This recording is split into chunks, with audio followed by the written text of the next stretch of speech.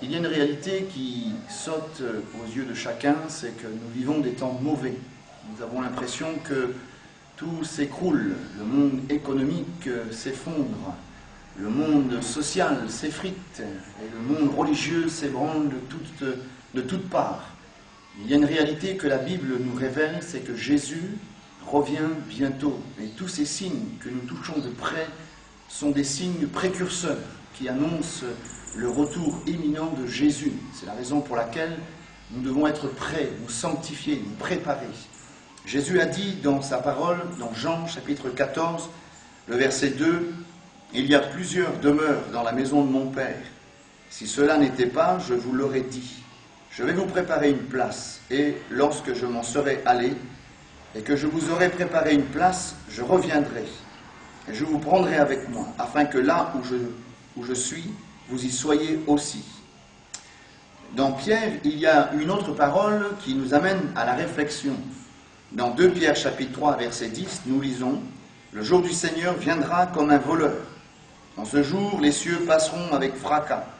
Les éléments embrasés se dissoudront, la terre et les œuvres qu'elle renferme sera consumée. » Puis au verset 12, « Attendez et hâtez l'avènement du jour de Dieu, jour à cause duquel les cieux enflammés se dissoudront et les éléments embrasés se fondront. Nous attendons selon sa promesse de nouveaux cieux et une nouvelle terre où la justice habitera.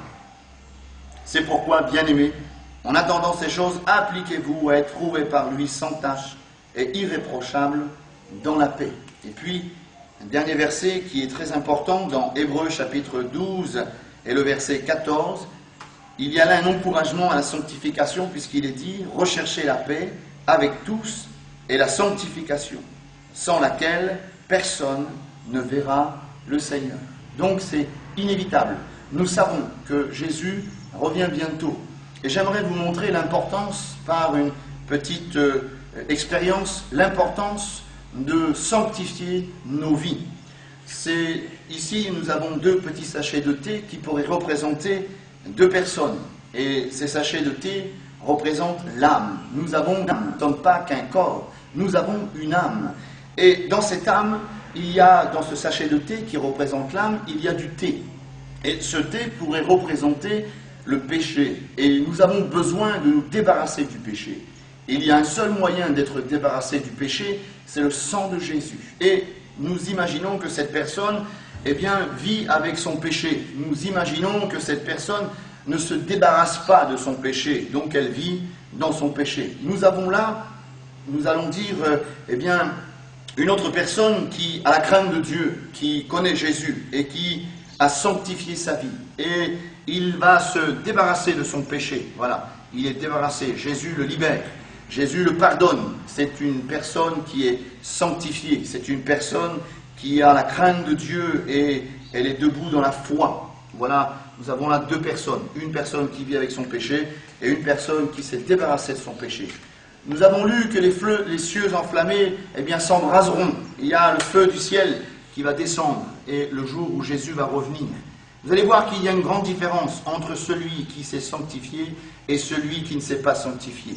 Regardez ce qui va se passer lorsque Jésus va revenir. Cette personne qui n'a pas débarrassé de son péché, elle va rester sur terre. Tandis que l'autre, qui a la crainte de Dieu, Jésus va l'enlever. Voilà. Et je pense que nous avons besoin de nous préparer à la rencontre de notre Dieu. Que Dieu vous bénisse et réfléchissez. Je crois que c'est l'heure de se préparer à la rencontre de Jésus. Vous avez besoin, nous tous, nous avons besoin de nous sanctifier sans cesse. Que Dieu vous bénisse et que cette petite expérience nous amène à la réflexion.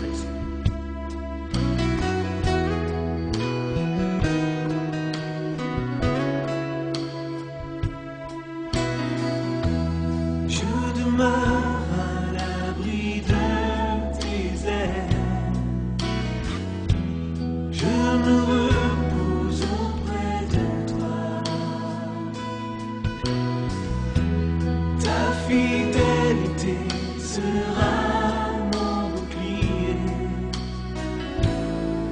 Chaque jour je chanterai, béni soit le nom